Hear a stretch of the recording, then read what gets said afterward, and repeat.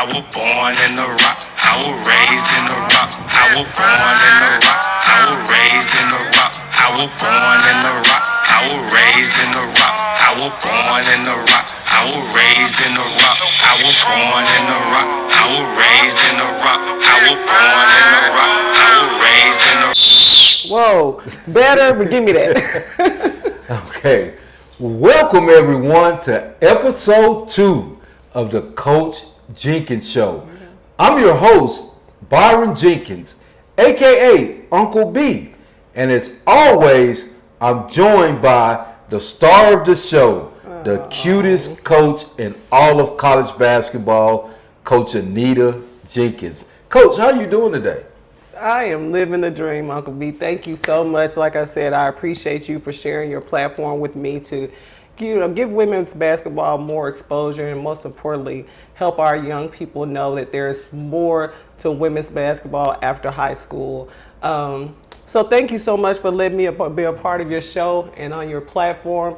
And if you have not already liked, shared, or subscribed to Uncle B TV, you need to do so today. We're going to have some good conversations today, so you guys join in and invite a friend.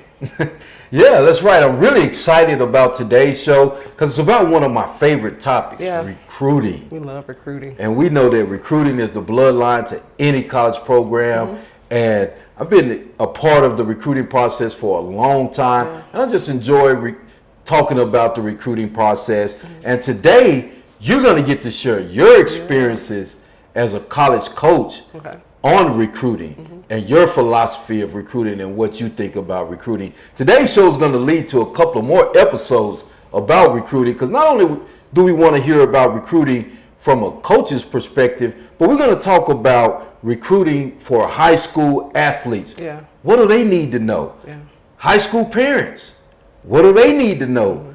High school and AAU coaches, what do they need to know about recruiting? So this show is going to lead to a couple of more episodes, but I'm ready to get into it, Coach, if you are. I am. Let's get it going. Okay, let's get it going. I mean, first we always start off, I finally blew the whistle right. Yes. And you took it from me. I did. But for the first question today, I'm going to take back the whistle, and I'm going to ask you to take off your coaching hat. Okay. We know that you're a college coach now, but let's go back in the time. 2 years ago, you're not a college coach. You're a parent. And you're going through the recruiting process with our son, KJ. Yes. Before we get into your perspective of recruiting from a college coach, let's talk about your perspective of recruiting from the perspective of a parent. Okay. And when you were going through the recruiting process as a parent, let's talk about that first. Wow. Oh, it was tough. It was tough. My son played basketball his entire life since he was 5 years old. So we traveled in AAU and spent tons of money on traveling and training. And in ninth grade, he said that he didn't want to play anymore. So he wanted to play football, more interested in football. And I'm like, I don't really care what sport you play, but if you're going to, play a sport, you're going to be good at it. You're going to train, you're going to learn and be good at it. So he did. I saw him take off in football and actually wanted to do the training and working out and fell in love with it. So I thought it was up to me to make sure that he got the exposure or got the training that he needed. But I didn't know where to get it from. I didn't know where to get it from. I started to look at other athletes because he went to Parkview High School. He was on that the first championship they won at Parkview, and so I looked at other parents and where they were sending the some of the good players like Cam Settles. He was one of the parents that kids that I was looking at. I was like, how does Cam train? I see him progressing and get better. How does he train? And I looked up, I saw that he was doing an interview, and I was like, in 11th grade, an interview? I never thought that, my son needs interview skills. So I, first listen, following other people and seeing what they were doing, their children that I thought was successful. But when I looked at that interview with Cam Settles, you interviewed Cam Settles. I'm not sure what date that interview was, but you interviewed him, and I was like, okay, I need to find out who this is. I need KJ to be interviewed. So I went on your page and I saw that you had a link on your page, and you were not only showing young kids how to interview, but you were teaching them about financial literacy, the recruiting process, all things that they needed to know right then. I was like, perfect. So I came and called you up, and I said, inquired about, how much it costs, because everybody wants to charge you an arm and a leg when it comes to basketball. They know how sincere and passionate you are about your child.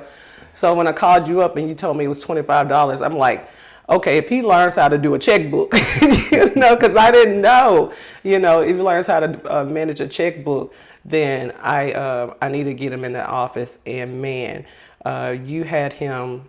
The first thing that struck with me, that you had him pull out a notebook, and I was like, and you told him, if this is what you're gonna do, then you have to write this information down. And I think that was so important, and he did it. So when I knew that you had his, ear, I was happy. But before that, it was a mess. It was a complete mess. I had nowhere to turn, and I think that not only me, I talked to my other peers, and we just rolled with it. We didn't know anything about it, but learning from you, and once we got connected with you, our whole view of recruiting and everything changed. So. Yeah. A lot of people have reached out in similar situations. Yeah. But first, let's clear it up. I don't think it was an interview of Cam Settles, who's a great running back for the University of Arkansas. It was actually Derek Murdoch. Who's down at UAPB now. Okay. So it was that interview that you saw. But so we understand that you, as a parent, you were confused about it, but you knew he needed training. Yeah. And I always tell people that there's 4 things that'll determine a kid's recruiting potential. And the first thing is production.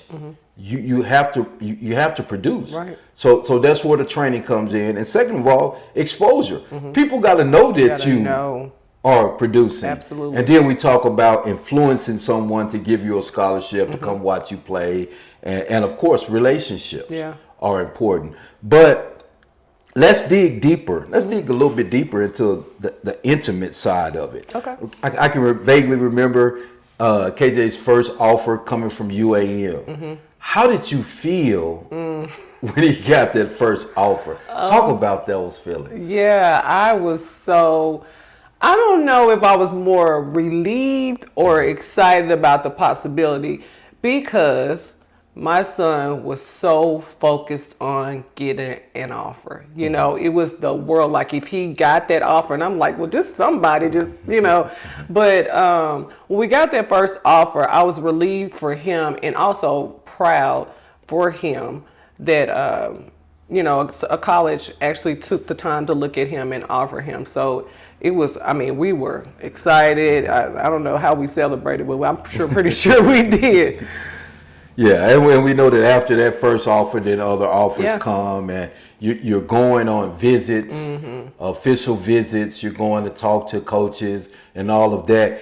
As a parent, we know that KJ eventually ended up at UAPB. Right. And you were there on the official visit, so you're talking to the coaches, you're looking at the facilities, you're checking everything out. What was it about UAPB or Coach Hampton that made you feel comfortable that you would say, yes, I'm going to send my son to the University of Arkansas at Pine Bluff? Yeah, first of all, I grew up in Little Rock, Arkansas, and maybe not traveled to Pine Bluff as much, maybe on UAPB's campus, but I was impressed by the campus. It had I don't know, UAPB wasn't the place to go, at one point when I was in high school. But when I got on the campus and I saw, the progression they had made, that was one, because I was like, oh, okay. I'm worried about the city itself and what you hear about the crime or whatever. But the campus was, I hate to use this word, but it felt safe. And so that was the first thing. But when I talked to Coach Hampton, and we sat down and we, did the numbers, and he was straightforward with me, and he was honest. And that was the most impressive thing. He's like, this is what it is. This is what we have for you. You can take it or leave it. Not in that sense, but not trying to tell me that, you're getting something that you're not going to get. So that's what I appreciate about the UAPB, and of course the relationships you have with UAPB and Coach Rob. He's amazing. The athletic director there, he's amazing, and so those things that made me feel secure, and of course, you being connected, that helps out a lot. Okay, so parents, we know that first you as a parent you're feeling anxious. Mm-hmm. Oh my. You're feeling sort of helpless. Mm-hmm. You're not knowing the process, so you're looking out for help. Mm-hmm. After he gets his first offer, you feel relieved. Yeah. So there are a lot of feelings that you went through as a parent. Yes, definitely. So now let's help some of these parents that are feeling the same way about their young athlete. They're feeling anxious. They're feeling hopeless. They don't understand this process. And that's what today's show is about. Mm-hmm. For you to give them information from a coach's perspective, in which you have a unique perspective, because 2 years ago you were a parent, right. Now you're a college coach. Mm-hmm. So let's get into that. And the first thing is, let's look at what are you looking for in a prospective student athlete? What are you looking for when you go out and recruit? Like, what type of player are you looking for? What are some of the things that you're looking for first in an athlete? Well, first and foremost, in an athlete, I'm looking for someone that I can see loves the game. If they can show their love on the court by their hustle, we call it now the dog in them. That shows that somebody's getting after it. They're not just out here playing the game; they're getting after it. So I'm looking for someone that's a ball magnet. Now, someone that's always won the ball or guarding the ball or around the vicinity of the ball, and just hustling. Someone with a positive attitude.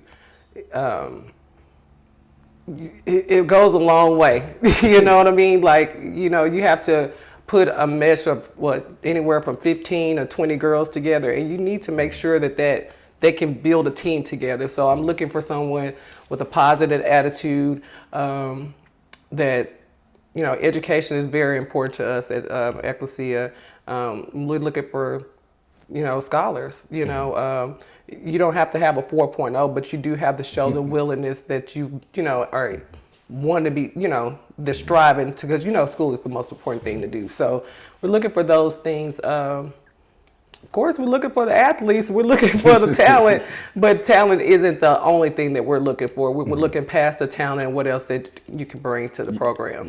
Yeah. We know that a lot of parents think that it's all about scoring. Mm-hmm. You got to get a lot of buckets, or it's about your talent or your ability to jump high or run fast. But we know that we talk to a lot of college coaches on a daily basis. And I know that one of the things that keeps coming up to me that, colleges are looking for talent, but they're talking about mental illness, mental awareness, IQ. Mm-hmm. Talk about how mental illness, I guess, hopefully I'm using the right term, but how that plays a part in the recruiting process, the stability of an athlete's mind, how they handle adversity, how they handle getting called out of a game or getting a bad call called them. How important is mental illness to you in recruiting? Mental wellness is very important in our athletes. We want to make sure that their mental is straight. You say that all the time, the game is 90% mental and 10% physical. So we want to make sure their mental is right. If they can't block out what's going on in their personal lives, then it's going to reflect on the court. So we make sure that we're talking to the athletes, that we are in your business. We want to know what's going on with you so that we can properly, you don't want to be getting yelled at and you just, found out that you had a family member that passed away. I mean, it's just being intentional about knowing what the players are going through, having an open door policy so they can come in and it works. Like they will, if you open the door for them to come in and talk, they will open up. So that's very important. Okay, and we know that there's different levels of basketball. You got P4 and Division II, and Division III, you got junior college, and the university, the college that you're with, is in the National Christian College Association. Correct. So it's a league of Christian schools, and I've heard this term a million times around campus: mission fit. Mission fit, yeah. And I know that you're all about building champions for Christ. Absolutely. Tell us what that term mission fits mean, because like I said, a lot of times parents think that my son has to lead them or my daughter has to lead the team in scoring or rebounding, but there are colleges that aren't really, not that winning isn't important, Right. but that their mission is to win champions for Christ or to build champions for Christ, and that mission fit terms comes in there a lot. Talk a little bit about mission fit.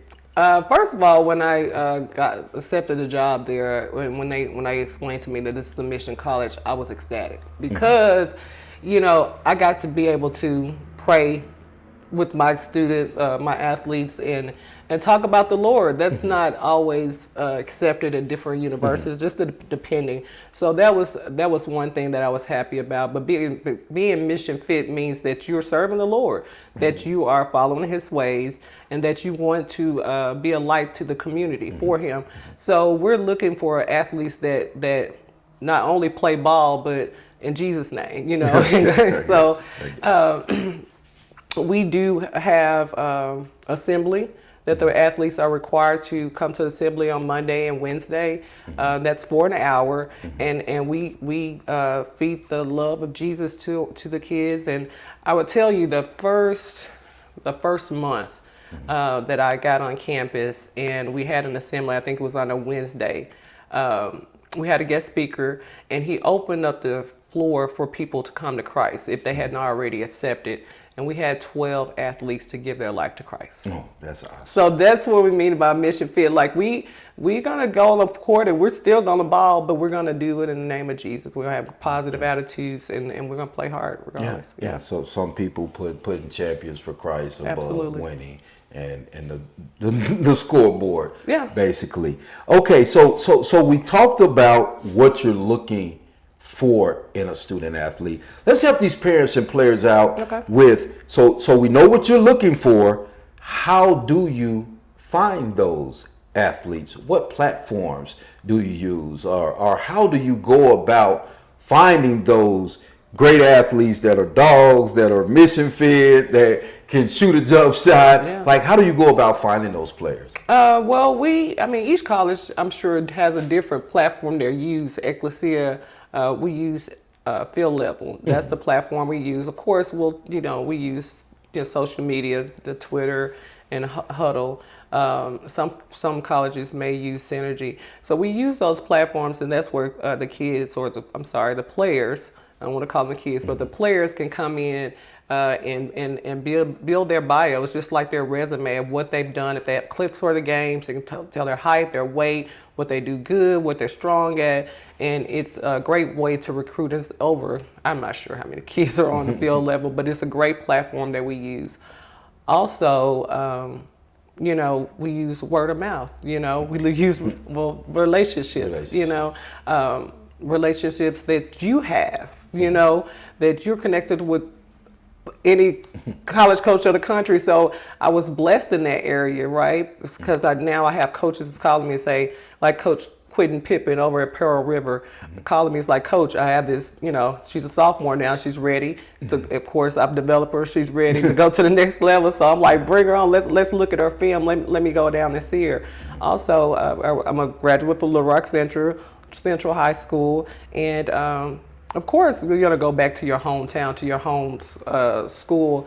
Coach Williams, Marlon Williams, opened up his doors for me over there and allowed me to come in and look at his athletes there. And the same thing with Joe Gregory over at Mills and Marquita over there at Little Rock Southwest. So, and those are people like that I've played with, played against, or, and they're now coaches, or, I have some people now that have kids that that are playing the game now. So it's mostly about relationships, and Yeah. Yeah, and it never stops. It never stops. Over Christmas break, I see you looking Yeah. at the little nieces and Yeah. trying to measure them up and square them up to see who's the next greatest player. So even at home Yeah. or in your families, you're always recruiting, and you kept everything seemed like everything kept going back to that term relationships. Absolutely. And we hear that recruiting is about relationships a lot. What does the word relationship mean to you? Well, I mean, that's not fair because I've been taught, I've been coached so properly, but I've learned that relationships about intimacy, right? You taught me that, and like I just mentioned, Joe Gregory, we went to high school together. Now he's a high school coach, so he has student athletes that that he's heavily talking to coaches about. Yeah, I know that you can't say it, but he also has a daughter too. Oh, That's yeah. a really Oh, yeah. great. We Oh, know yeah. that college coaches Oh, yeah. can't come in on Pacific players, Yeah. but their husbands can. Yeah. And I will tell you that Joe Gregory has a nice daughter over at Mills High School that's a great basketball She is an player. absolute baller, and that furthers. Not only did I go to school with Joe, but he coached my son in middle school. So, and his daughter played for Pulaski High Middle School's team. So I've been watching her since what, 7th, 8th grade. So that's when I'm talking about relationships. Some of the players that have coaches positions now, that I play with, they have coaches position now. I just got a call from Carrie Smith last night, and she has a 6'3" guard over there at Augusta, right? So that's what it's about, building relationships, and that's how I've been blessed to find recruits. Relationships are definitely about intimacy. Yeah. And intimacy is how close you can get. But So I don't mind. If you mind if I, but you've been doing this for what, over 30 years now, and of course that's 30. Almost 30. Let's not Almost age 30? me. Almost 30. Oh, okay. Well, I'm speaking of 30 into existence, but you're still at it. But you talk about, you taught me about relationships and intimacy, and over the 30 years, the tons of relationships you are built. Can you speak more about that? I mean, just like you say, it's a relationship business. Of course, with NIL and all these things, it's become more transactional. Yeah. But I mean, relationships are something that are really important. That go back a long time. I can remember playing high school football, and our high school coach telling us that the person beside you now is going to be in your wedding. He's going to be the person that you call when you're going through something, when you need something, when you need to borrow something, like when you're leaning, when you're down, you're depressed. You're going to call on those people, and that's one of the great things about high school sports. It builds that teamwork and that camaraderie. So I've definitely been able to build a lot of relationships over my years in recruiting with college coaches, and it helps with high school students because when coaches have a relationship with you, they trust you. Yeah. So when they trust you and you call them and you tell them about this kid, they know that that's legitimate. Absolutely. So relationships are important. But so we know now, let's get back to this recruiting. Sorry, we know now that we know what you're looking for in an athlete. We know how you go look for athletes. There is one more tool that we use that I don't know if a lot of kids know about. It's called a prospect list. At Ecclesia, we have a website. If you're interested in playing any type of sport or you become an Ecclesia, but especially playing any type of sport, there's a form that you fill out. So when the athletes fill those forms out, it comes directly to me. Yeah, the prospective student athlete form. Every college has that, and that's a nugget that I give out to my athletes all the time. Like every college, if you Google that college name and pull up their athletic website, you'll see a form on there, a link on there that says prospective student athletes or recruit me. And those forms go directly to you guys, college coaches, and it shows you guys, especially coaches at smaller levels that don't have these big budgets to go out and recruit. It shows you that this person is interested in me, and then you don't mind spending your time or your dime recruiting someone that's already expressed interest in your university. That's a great point. Absolutely. I didn't want to leave that out, and I just wanted to remind kids to fill out those prospect forms. Definitely make sure if you have a college that you're looking for, that you fell in love with, or that you have an interest in, fill out that form. Okay. Yeah. Okay. So like I said, so we know how you find the athletes, but when you identify those student athletes, and let's start with, we know there's several things you're going to do once you identify them, but I know one of the first things you want to do is look over their social media. You want to give them a phone call and talk to them. Tell us, what are some of the things that you're looking for when you're looking at a student athlete's social media, first of all, and second of all, when you give them that phone call? Like, what questions are you asking? Is there something that you're listening to hear from the student athlete? Tell us a little bit about that process. Well, mostly I'm just trying to get to know that student athlete and, of course, tell them about a program. But I do ask questions. I want to know, what, how are you doing in the classroom? I want to know, have you taken the ACT? I want to know what you're working on, in the off season, or I want to know how you're doing in mid season. And so those are the questions I'm asking. I'm looking to find out how interested they are in playing at the next level, because a lot of, kids start off and they just know they want to go to college and play and go to the NBA, but then they, shortly find this may not be really what I want to do, right? So I'm looking for interest for the game, the love for the game, passion for the game, and of course I'm looking at their stats. I want to know how looking at how their many buckets they're putting up. So we know that process goes. You're gonna call them, you talk to them. Yeah. Now you're ready to see the stats. You're ready to see them perform. You're walking in a gym, a high school gym, whether it's practice. I know you attend practice as well. But if it's practice or a game, what are you looking to see when you're coming in the gym? And this question comes up a lot of times. Are you just looking at the parent, at the player, or are you looking for that parent? Are you looking to see who's screaming and yelling when they make a shot? Yeah. And are you looking at those parents as well?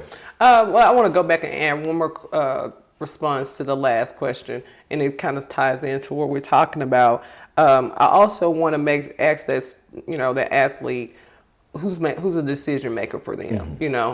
So in the two-part answering that question, we are looking at the parents. We want to know who's making decisions for you, who's going to be, influential in you making that decision.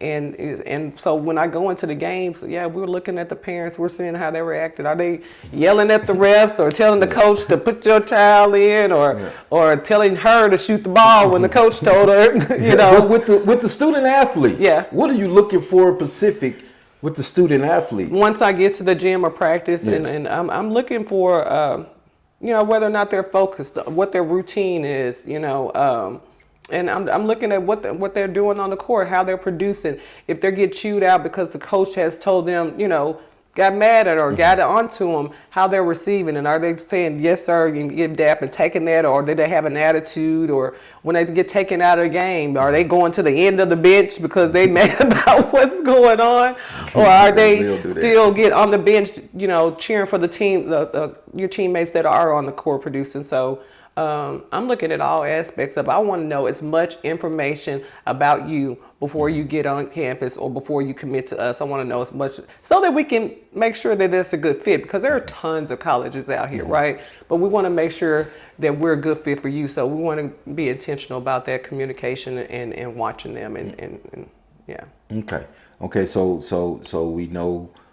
Let's go start from the beginning. We know, what you're looking for in an athlete.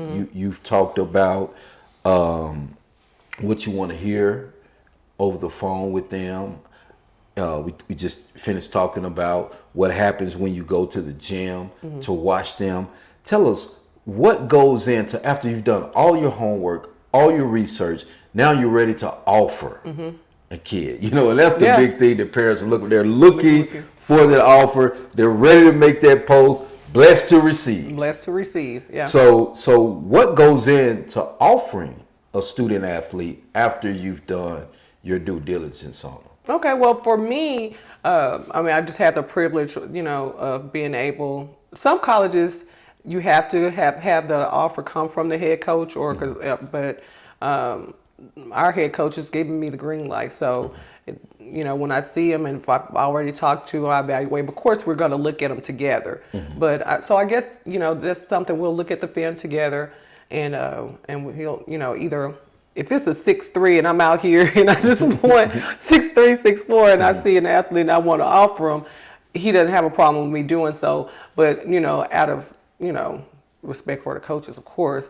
But if I can, we'll sit together and then we'll decide if it's a good fit that he thinks is a good fit. We'll both agree on it. But so it just depends on what the coaching staff has had lined up and the protocol. But for us, we're allowed to go ahead and offer a kid. So when offering a kid, how important is it for you to get the student athlete or prospective student athlete on campus? Extremely. It's extremely important for the kid to come and see where they'll be living, where they'll be eating, where they'll be going to class, how far the classes are from each other, and if it's a good fit. So every athlete that I offer, I try my best to get them on campus so that they can see what they're, you need to see where, move into an apartment and just, pay for it and not out, actually seeing it. So we definitely want to get them on campus and then just get a better feel of the staff there. They'll go through our admissions department when they get there.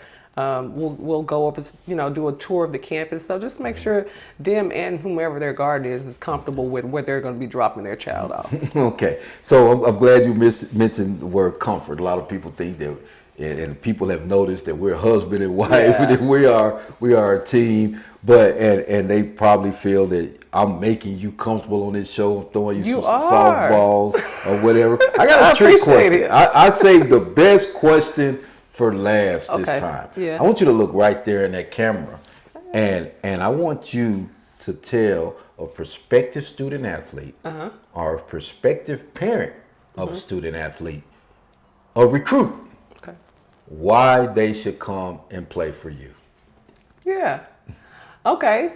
Why I think your daughter or your child should come and play for me is because they're going to get a lot of love. They're going to get a lot of good coaching, a lot of good hard coaching, but most importantly, a lot of fair coaching. I'm a fair coach. I'm hard. And if your kid wants to reach their potential or they go, I have the kids to come to my office and I want to know, what is your goal? What is your goal on the floor and off the floor? And I'm going to do my best to make sure your child reaches that goal. That's my word. So, and bring them on, bring your kids to me. They will develop. They do not have to have all the skills in place. They have to have a love for the game, and they have to have some want-to, but we can take care of the rest. Okay, and I got another surprise for you too. Okay. Because not only did I want to get that answer from you, but over the Christmas break, I had a chance to talk to KJ. We talked about KJ earlier, but I had a chance to talk to KJ and ask him very same question. Why would someone come and play for your mom? And this is what he had to say. For me, it's like, if you want someone that's been in your shoes and did it before, my mom's did it. Like I said earlier, Hall of Fame of Central. Like, my mom was a beast back in the day. And, like, I'm not just saying that as my mom. Other beasts tell me how great my mom was. So if you want someone to connect with you and bring you better, get you to the best ability that you can, Coach Jenkins is the lady for that. Okay, so we want to thank KJ for those words, and we really hope that you recruits listen to that, because we know that he means that. But as always, let's wrap up the show in the way that we always do. One of the things that you said, why recruits should come play for you, is because they're going to receive a lot of love. Absolutely. But this segment is about a bunch of love. Yes. So we want to talk about who you want to give your bunch of love of the week to. But first, we want to say that we're really happy to announce that this bunch of love segment, is sponsored by Mrs. Carolyn Chandler. Thank you. And Miss Carolyn has showed a bunch of love to us and to the things that we do for young people for a long time. Absolutely. And we just want to thank her for showing a bunch of love and becoming our first Bunch of Love sponsor. Thank you. Miss Carolyn Taylor. Thank you, Miss Carolyn. Yes, we appreciate you so much. And so the Bunch of Love recipient for this week goes to, can I get a drum roll? No drum roll? It goes to my handsome husband, Byron Jenkins. Y'all call him Uncle B. I'll call him Baby. But your Bunch of Love segment goes to you. I have a bunch of love for you, but I want to thank you first of all for the things, the countless hours, countless years you spent helping athletes transition to the next level. I appreciate you for that. I thank you for loving me. It's important as a coach to have love and support, and I thank you for every bag you toted, for every game or practice you film, for every dinner you prepare, for every clothes you wash, for taking the load off of me and making my dreams come true. I really do appreciate you.